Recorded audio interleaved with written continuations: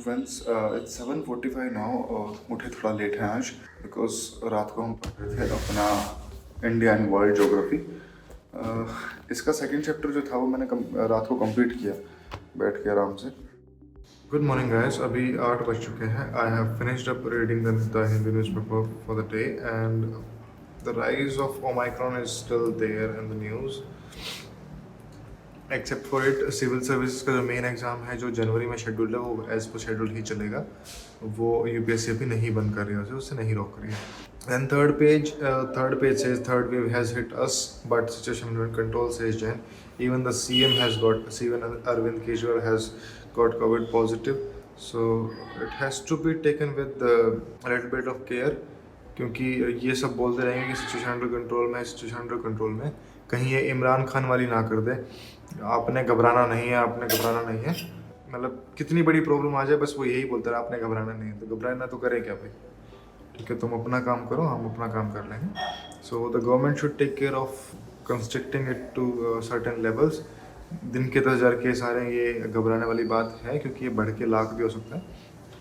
और जहाँ की पॉपुलेशन 2 करोड़, वहाँ के हर दिन अगर 0.5% 1 लाख लोग वहाँ पे अगर कोविड अफेक्टेड होंगे तो घबराने की बात तो है। 1% के आसपास लोग आपके डेली बीमार पड़ रहे हैं तो घबराए ना तो क्या करें। So you have to take care of this. It's been more than 10 days around जब मैं बार बार silver I was skipping it कि ठीक है ये तो स्टेट की न्यूज़ है, क्या ही पढ़ना। But today again that news was there. तो UDF for special session to discuss silver line. अब ये सिल्वर लाइन क्या है, एक्चुअल में एक रेल प्रोजेक्ट है, ये semi high speed rail project है जो कि 5 डिस्ट्रिक्ट से होकर गुजरेगा केरला के। तो क्योंकि केरला को ज़रूरत है इस चीज़ की, बहुत टाइम से महसूस किया जा रहा था कि केरला को एक एफिशिएंट और स्पीडी ट्रांसपोर्टेशन सिस्टम चाहिए, बट वो था नहीं उनके पास, मास रैपिड ट्रांसपोर्ट सिस्टम नहीं था। उसके लिए जो चाहिए था वो सिल्वर लाइन है।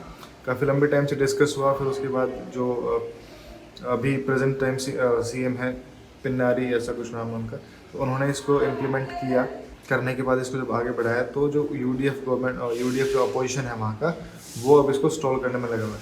यही एक प्रॉब्लम है केरला गवर्नमेंट की कि जब भी कुछ बड़ा प्रोजेक्ट करना चाहते हैं तो जो मिलिटेंसी ग्रुप्स हैं वहाँ पे, या तो वो ओपनली क्रिटिसाइज करते हैं किसी चीज़ को, या फिर वो पॉलिटिशियन के थ्रू आके उसको प्रॉब्लम क्रिएट करते हैं। मेजर काम वहाँ नहीं हो पाता है, and that has been a serious issue with Kerala. क्योंकि लास्ट दिनों में पढ़ रहा था कि केरला को हम बोलते हैं कि भाई लिटरेसी लेवल में सबसे ज़्यादा है, लिटरेसी लेवल में सबसे ज़्यादा केरला है, that is not doubt, that is a good thing. But then if you read कि लिटरेसी लेवल का मतलब क्या होता है, लिटरेसी का मतलब क्या होता है कि एक इंसान जो अपनी भाषा में, किसी एक भाषा में लिख और पढ़ सकता है, साइन कर सकता है, वो लिटरेट है। That is no doubt, that is highest in Kerala. लेकिन जब बात करते हैं वहाँ पे हायर एजुकेशन की, तो हायर एजुकेशन के नाम पे बहुत प्रॉब्लम है। वहाँ पे सिर्फ 27% of the people are doing higher education, and that is on par with the other, not on par but nationally average अगर निकाल के देखेंगे तो इतना ही निकल के आता है। देन एडिटोरियल पेज पे आते हैं हम, तो उसमें एक पहला आर्टिकल है मैसेज फ्रॉम मुंबई, कि मुंबई में जैसे भी अभी वो वही सुलीबाई और वो जो भी चल रहा है, गली डील्स और समथिंग, उसके ऊपर जो भी पुलिस का एक्शन है। But I don't want to read this, क्योंकि इसकी पहली लाइन में ही 4-5 वर्ड ऐसे हैं, हेट, मिजोगिनी, ज़ीनोफोबिया, ये जो हैवी वर्ड सोसाइटी के बारे में यूज़ किया जाता है, those are not at all the case. None of the people, like we say ना कि nobody is a criminal, okay, nobody is a born criminal, वो किसी न किसी circumstances से बनता है। So when we start putting these words on any part of a society, we have to look and introspect कि ऐसा वो हो क्यों रहा है, what is the reason behind all these things. Instead of saying the complete society is xenophobic or misogyny, what you are doing is you are putting words on their head, ठीक है, पर आप उसको अंदर से जानने की कोशिश कर ही नहीं। जैसे कश्मीर में बोल देते हैं कश्मीर में मिलिटेंसी है, so there are militant groups in Kashmir. It's not that militancy is taken control over the Kashmir. Kashmir में अब भी इंडिया का राज है, वहाँ पे सिविल गवर्नमेंट का राज है, मिलिटेंसी छुटपुट इलाकों में होती है। Putting militancy on the head of Kashmir means like तुम पूरे कश्मीर को एक ही नज़रिए से देख रहे हो। So the second thing is Chinese challenge uncovers India's fragility. Problems हैं वहाँ पे हम टैकल नहीं कर पा रहे हैं अपने इश्यूज़ को, so this is to be read, मतलब इसके अलग अलग मायने या फिर इसको क्रिस्प में नहीं समझाया जा सकता कि क्या कहना चाह रहा है, but still it has to be read, it's a good thing. These islands of excellence must not be marooned. This is about Chief Justice of India N.V. Ramanna, who made a statement कि भाई जितनी भी हमारी NLUs national law universities हैं वो elitist बन गई हैं और सोशल रियलिटी से डिटैच हो गई हैं.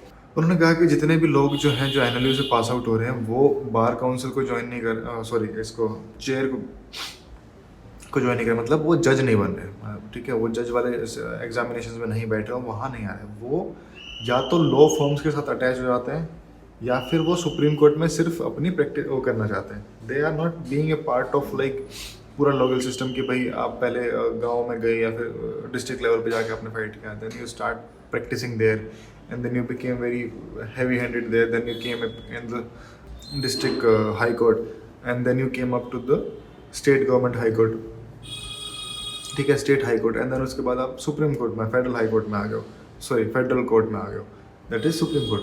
तो ये एक चेन अगर बनती है किसी इंसान के, तो उसके इंसान के पास पूरा तजुर्बा है ग्राउंड लेवल पे क्या प्रॉब्लम्स है, ऊपर क्या प्रॉब्लम है, उससे ऊपर क्या प्रॉब्लम है, देन फाइनली क्या प्रॉब्लम है, ठीक है. तो वो सारे चारों जो पोजिशन है हमारे सेशन कोर्ट्स हैं, फिर उसके बाद डिस्ट्रिक्ट कोर्ट है, फिर उसके बाद स्टेट कोर्ट्स हैं और उसके बाद फिर फेडरल कोर्ट है, तो सबकी नॉलेज होगी. But this is not being with the case with the NLU students. तो उसी के बारे में इस बारे में बात की गई है.